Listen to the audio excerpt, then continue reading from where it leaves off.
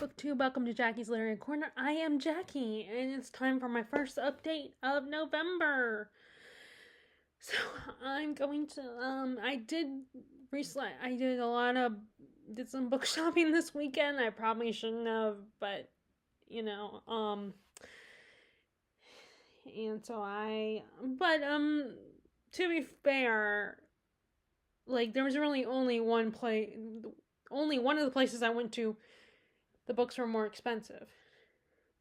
And I went to Books A Million, or not Books A Million, that was last week. Yes, I went last week too. But, the country bookshop in the town next ours,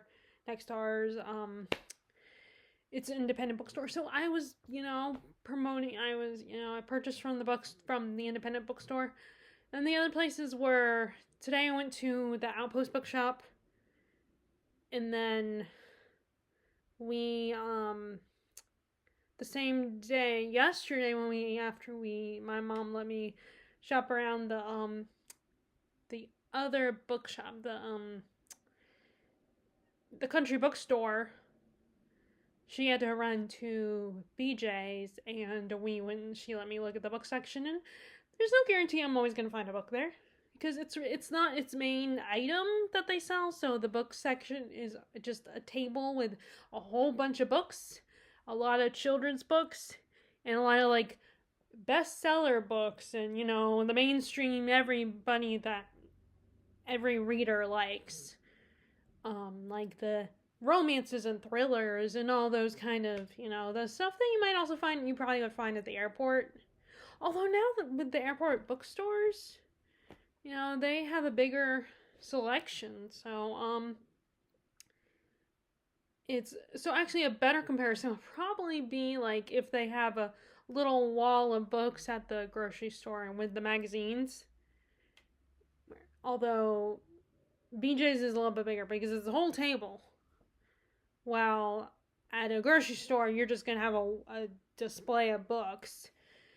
And oftentimes it's, and it's going to be a lot of and it's mostly going to be mass markets and more magazines than books. And then there's going to be some probably books that are like, that talk a little bit of, history books that are a little bit more smaller scale and more, micro histories. Those kinds of books. So yeah, it's not gonna, no, I mean, it was a better, and I did find something that I was really interested in. That actually, it was the one, it's funny, the one I got at the country bookstore, I saw at BJ's. It was like, of course it's there for cheaper. And, but then I saw this book that was at, I saw at Books A Million the other day that I was like, I want to get it at some point. But then because it was just came out, it was a new release. So it was hardback. And if, hardback's at like Books A Million or Barnes & Noble or Waterstones. I'm trying to think of the other major bookstores, but those are the only three I know of. The hardback books are like, $30. But while at BJ's, it was actually, it was the same price it would be if it had been if I got a paperback at Books A Million. Anyway, so let me just update you, and then I'll show you the books I've purchased recent.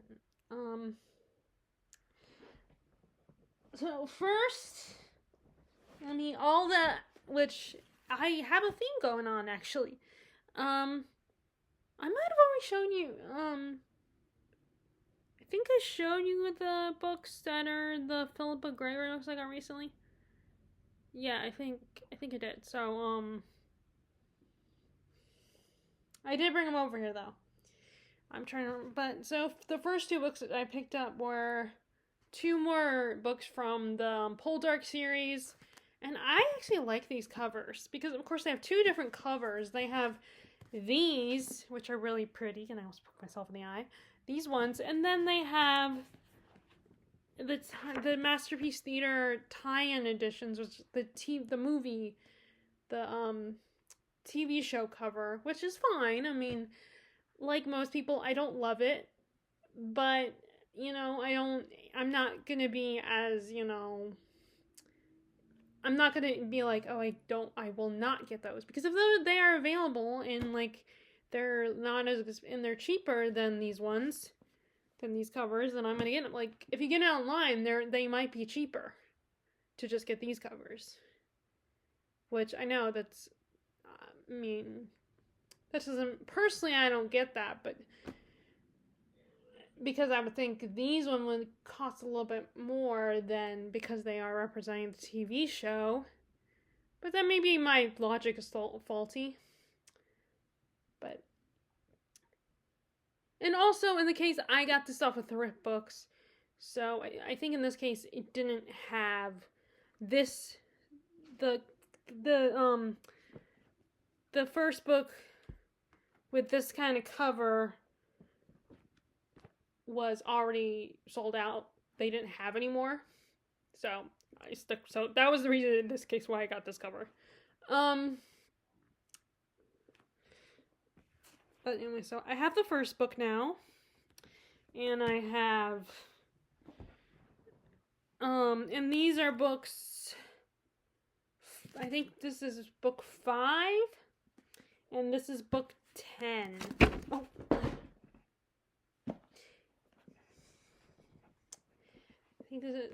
I think this is book 10. So now, which means I have I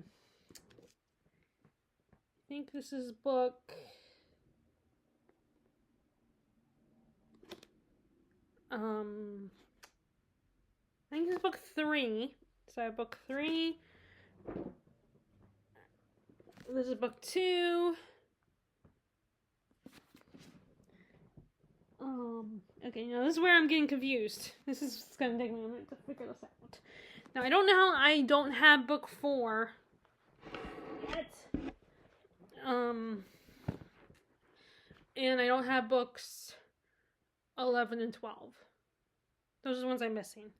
So, I don't know the order of all these. I have to look at the... Let me see, because sometimes these...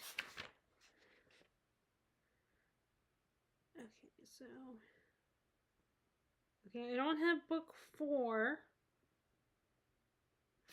Where's the angry? Okay, so... Okay, let me look.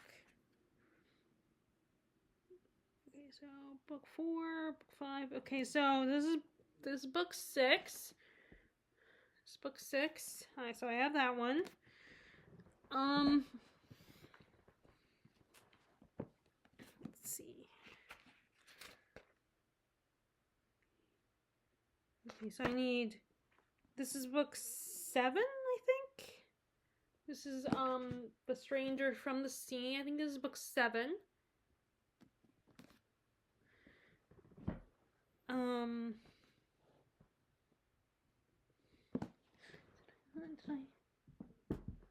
Okay, and then, let's see, sorry, there are so many books in the series, and it's hard to figure out the, okay, so,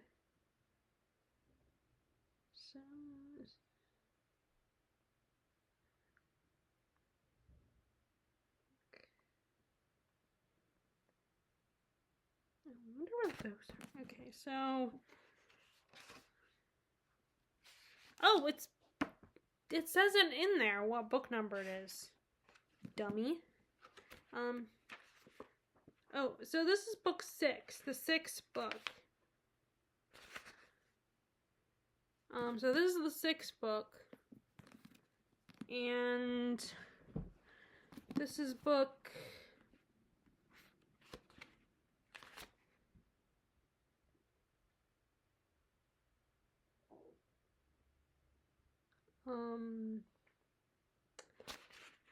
Yeah, okay, it doesn't say on this one. That's annoying. Why some of them say it and some of them don't. This says A Novel of Cornwall. It does not say what book number it is. That's annoying.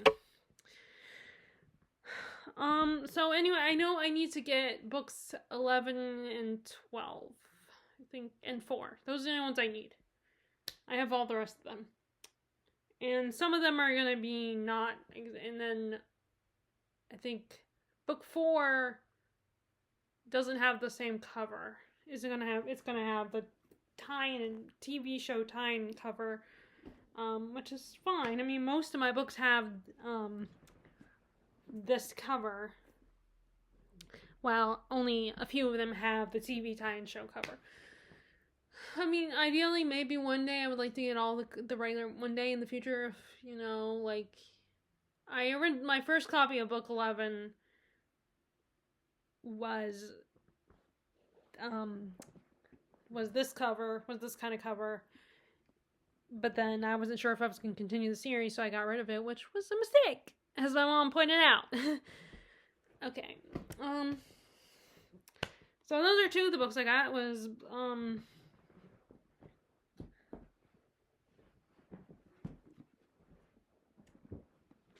Black Moon and Loving Cup. I mean, I guess I could have got the other ones because they might have been there. I don't know.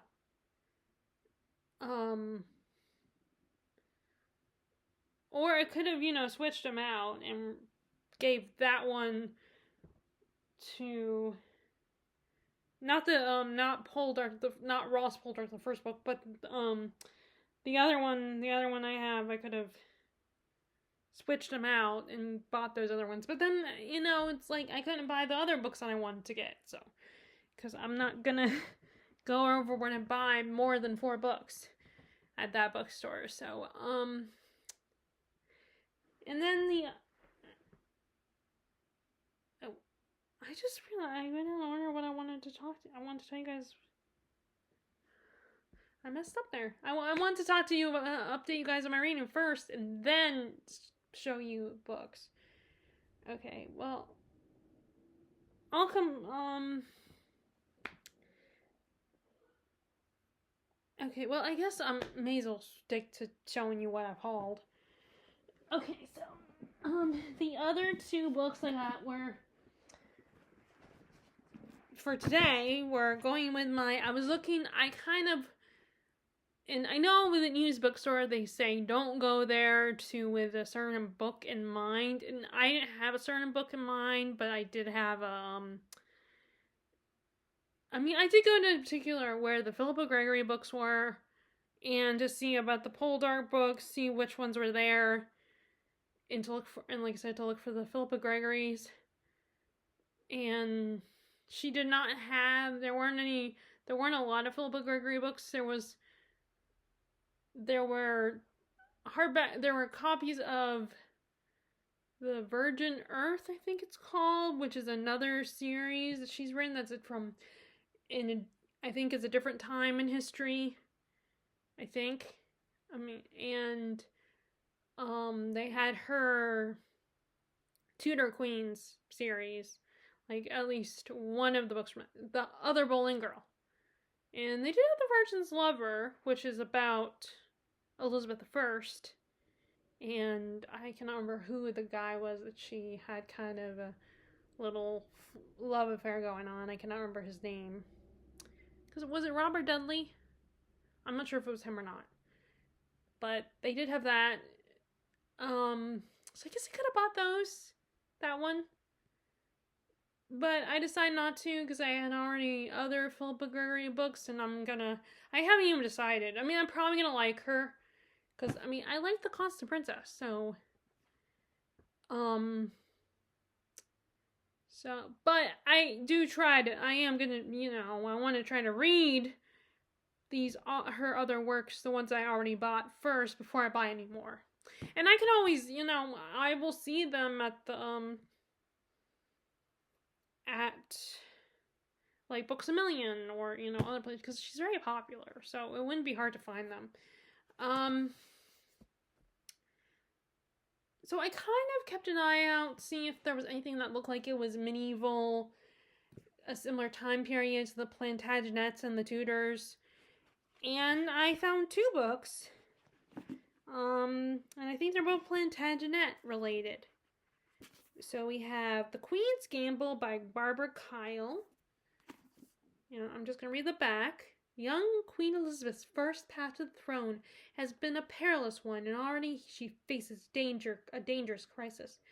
French troops have landed in Scotland to quell a rebel Protestant army, and Elizabeth fears once they are entrenched on the border, they will invade England. Isabel Thornley has returned to London from the New World with her Spanish husband, Carlos Valverde. That's probably not correct.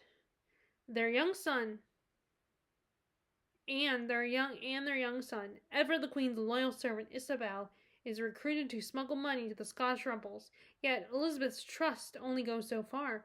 Isabel's son will be the Queen's pampered hostage until she completes her mission.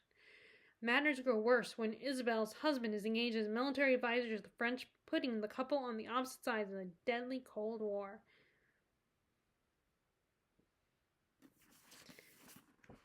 So it sounded, so this one sounded like, as soon as I saw Elizabeth I, I was like, yep, that's what I'm looking for. And I think it's going to be, it sounds really cool, this whole idea of, like, this woman being a messenger for, and kind of a messenger for, for Queen Elizabeth, and then also you have her husband being on the opposite sides and on the opposite side of this war, and then her poor son being held hostage. It sounds like such a cool, intriguing premise. In kind of a different perspective. But yeah, as soon as and these always, when I see a cover with these kinds of clothes, a character where you see a character wearing this kind of, like, these women wearing these medieval dresses, these kinds of dresses, medieval, worth checking out. And like I said, it's something I haven't heard about, because, like I said, Alison Weir's a historian, so you're gonna hear, she's not like a popular like Philippa Gregory is, because she's, like I said, she's a historian, and unless you're a history buff and, like, her version of the Tudor Queen of, history has not been turned into adapted into movies, or not, and, like, it's too late, actually, because Philippa Gregory has taken that mantle.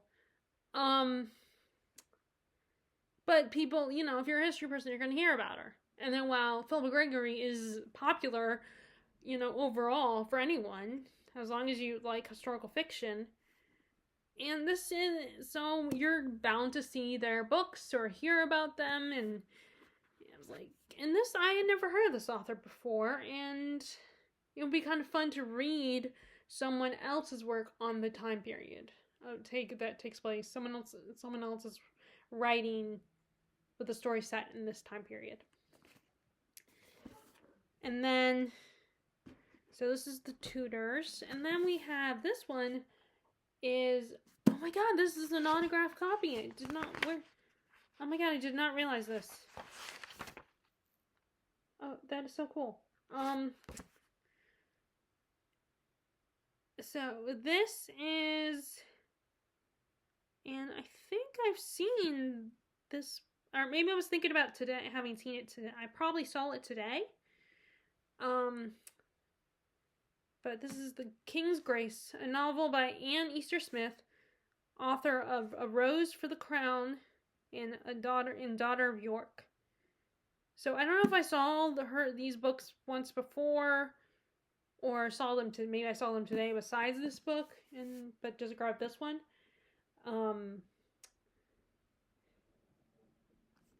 But this girl, this is Plantagenet related. This girl, Grace, she is the bastard daughter of Edward the Fourth. Okay, I'm going to read the back. All the history knows of Grace Plantagenet is that she is an illegitimate daughter of Edward the Fourth and one of two attendants aboard the funeral barge of his widowed queen. Thus, she was half-sister of the famous young princes who, when the story begins in 1485, had been housed in the Tower by their uncle Richard III. Okay, so this is towards the end of the War of the Roses. Either toward the end or the beginning. So around the time of the War of the Roses, because the War of the Roses ended with Richard III being defeated by Henry VII. Had been ousted. Oh wait, so this is the beginning of the end, because this is when Richard III takes over, because it talks about he had been housed in the Tower by their uncle Richard III and are presumed dead. But in 1490s, a young man appears at the courts of Europe claiming to be Richard, Duke of York, the younger of the boys, and seeking claim to his rightful throne from England's first Tudor king. Oh, okay, so this is after when King Henry VII is on the throne. But is this man who he says he is? Grace Plantagenet finds herself in the midst of one of English history's greatest mysteries. If she can discover the fate of the princes and the true identity of the mysterious man, perhaps she will find her own place in her family. Ooh, that sounds so cool. So these are the other two books I got, and one of my current reads actually relates to this, indirectly connects with this book. And like I said, I got excited because it says autographed copy. So it is signed by the author. Which I don't know if she's specially signed it or like, I mean it does look like it's not a plate or anything like that. So it looks like, let's see. Is it after this or? Okay. No, okay, so I'm in the wrong book. Okay, see, right there. If you can see. That is so cool. I did not realize that. I didn't even notice that. I mean, it's one of these things where, I probably saw this thing, but didn't really look at it. But that is so cool that this is signed by the author. Okay, so those are my those are today's purchases.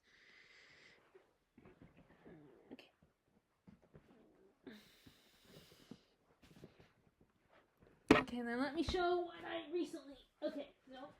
And then we have yesterday's purchases.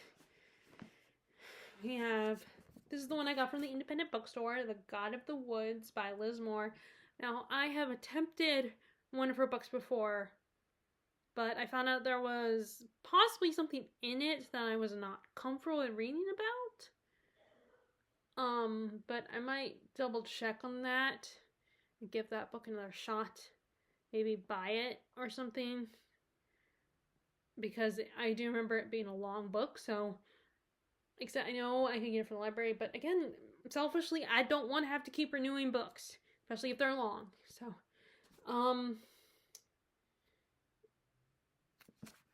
but this... I kept hearing about this one, and I kept being intrigued, and I was going to get it on my Kindle. Which, I could do that with the other book. Maybe I'll do that instead, get the Unseen World on my Kindle. And if her other book is interesting to me, maybe I'll get that one on my Kindle. Or, because I know she's Long Bright River or something. Although I don't know. It's about, I don't know. We will see with that one. But this one is a rich family owns the land of where this campground is, and their child disappeared years ago, and let's see.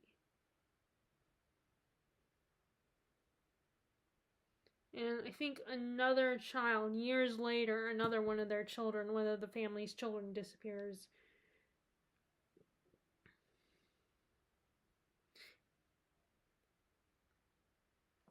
And it just, like, I'm, sometimes, for a while I didn't think I was into thrillers and crime thrillers and stuff. But if it's a good, like, character story, like, it's not just when, like, I think I prefer, honestly, the longer ones that aren't just these, super long, like, super, that are, like, really fast stories, like... I think, like, I want ones that are more character-driven thrillers. I think that's what I'm looking for. I mean, I'm still I'm still testing it out, testing the waters. But I think I would lean more towards character-driven stories. When it comes to that genre.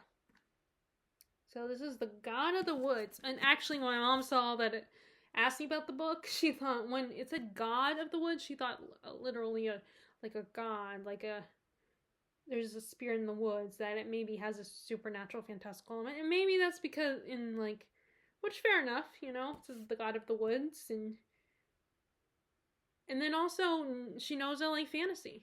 So she might think, she might assume that it would be a fantasy book, or a supernatural book. And then the other one, okay, so this is the other book that is hardback, and then I saw at Books A Million the other day. First, a little background. Okay, so I love The Mask of Zorro. It's one of my favorite movies. It's one that I recently, a few months ago, I rewatched it. It's one of my favorites. We also, my sister and I were, my sister really liked the Hannibal movies, and I liked them too. Trying to think of other movies that this actor has been in, that we kind of grew up with. Well, anyway, we were big fans of Anthony Hopkins. So, I got this. He has a memoir out. It says, "We did okay, kid." And I actually recently found out that he is autistic, which I thought was really cool. Ever since I started to consider the possibility that I might not be autistic, I haven't been diagnosed yet officially, so I feel weird claiming that I am. But anyway, so I always say we think I might be on the spectrum. It kind of got me excited to find out that he is autistic. Also, we're big fans of his. My sister jokingly said she used to have a crush on him. And he's just such a really eloquent actor, and puts on such great performances. And he just seems like a charming person, very charming person. And I know that we don't know him personally, so who knows what he's like in real life. But I'm always fascinated by reading memoirs about actors that I like, that I'm a fan of. And even, and I know there's some situations where people don't want to buy actors' memoirs because, I remember someone commenting about not wanting to buy Matthew Perry's memoir because they were thinking the money would go to encouraging his addiction, even though he at the time had been, hasn't, it's been a long time since he's, or as far as I know, fueled his addiction. So, and I think it's a little harsh too. I know that these people have a lot of money and they're just and some of them are just celebrities that are, you question them. But I think as far as actors go, I think they do work hard and they did earn their money. And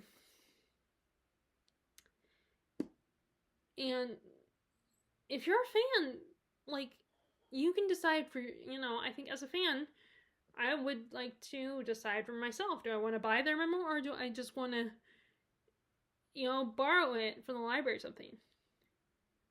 But I always go back and forth with that whenever people, I hear people on social media criticizing or something, because I'm trying not to let people on social media influence me. But then part of me is hearing that these people, my moral compass is, wondering, okay, what's the right thing to do, kind of thing. And, but now, with Anthony Hopkins, yes, I did find out it does imply that he had an addiction. And, I think he was an alcoholic, it said. Kind of actually like Robin Williams. I think he also had a problem with alcohol. But both, and but yeah, but for me personally, if it's an actor I really enjoy, I want to look at it as, I'm not gonna let it, ruin my opinion about that actor unless they do something really, really horrible, like you found out they harm animals or like abuse children or something. And then yeah, that's gonna taint my opinion of them. So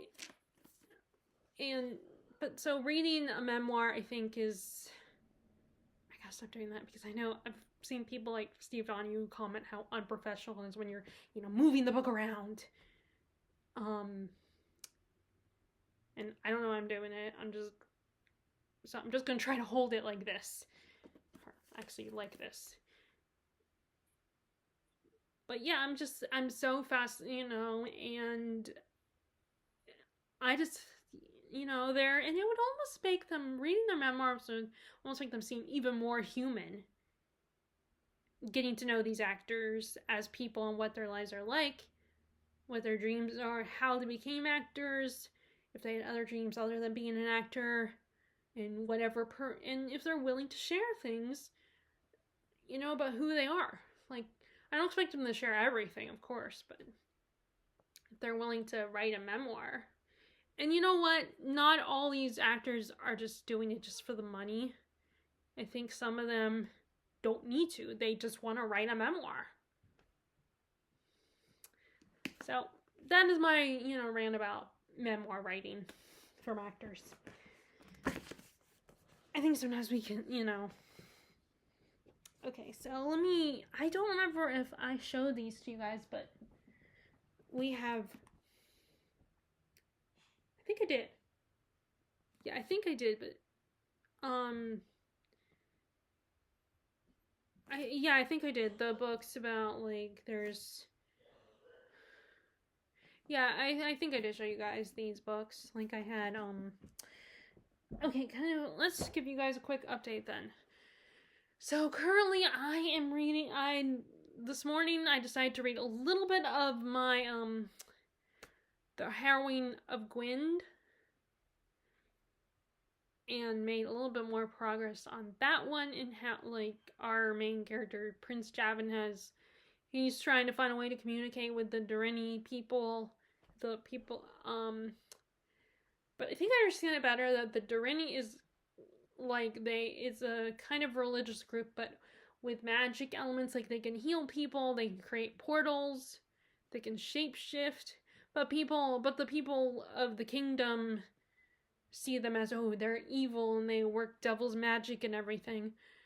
Which I always find that a really interesting thing to explore, the whole idea of how, and I guess in a way they're more like pagans. I guess the Durini are pagans, and are more like pagans in a way, because they can do magic, and paganism was magic.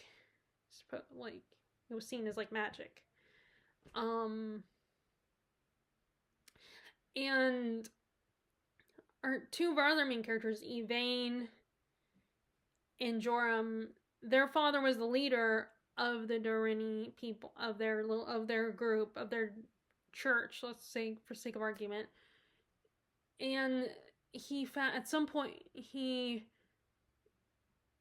died, and now they think he has become a saint, and they're trying to bring Yvain and Joram, his two children, are trying to find a way to bring him back from the dead, but they need help doing it, and it's a little risky operation. And it sounds like a good impression that their dad was someone very powerful, and maybe a little too powerful, like, or that, like, they're trying to debate if it's a good idea to bring him back, or, and like, it's really interesting. And like I said, maybe I should have, checked it out before I bought it, and was like, and find out, do I need to read the other books first?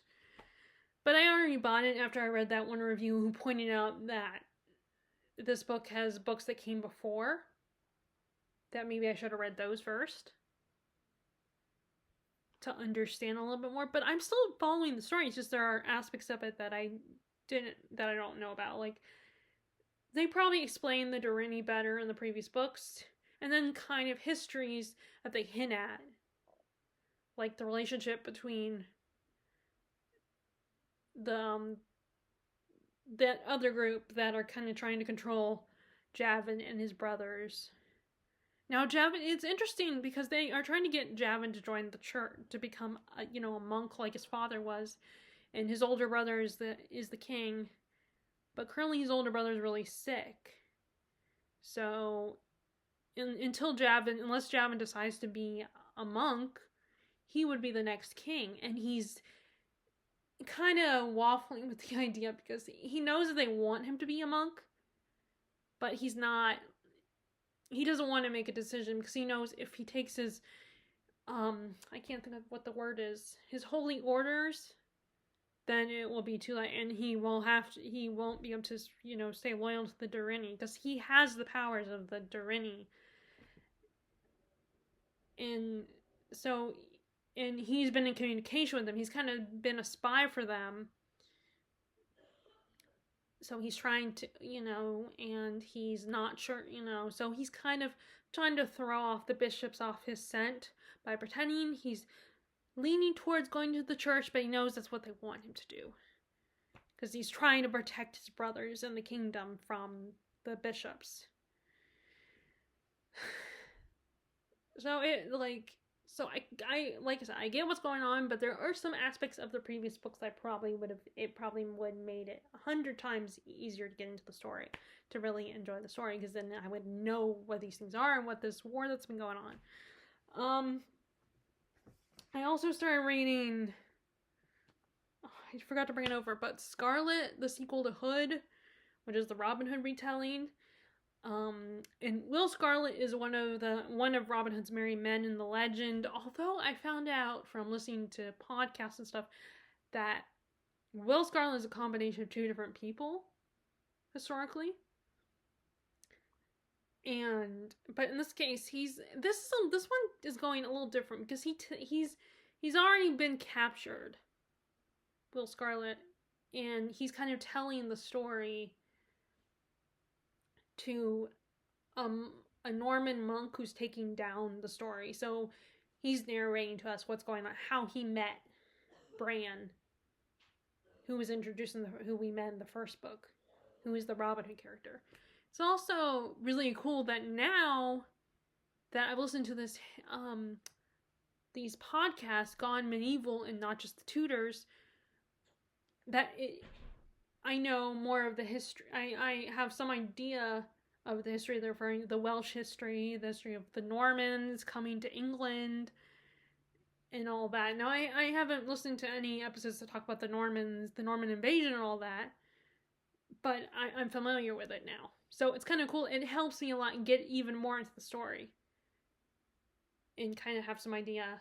So, and it is interesting, the choice to set the story years before Prince John and what and all that. Most Robin Hood stories set it there. Like the Robin Hood Disney movie is set it there. So we have Prince John, who's a bad guy.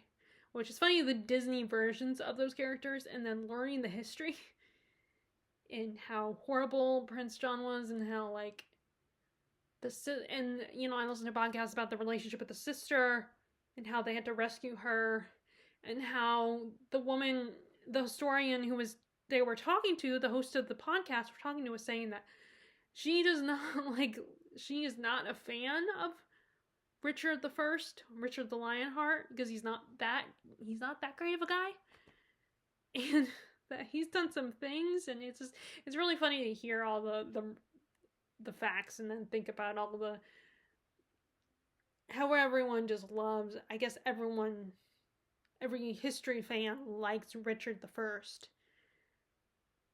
and is a big fan and is fascinated with him. He's the favorite for historians, or people just like history.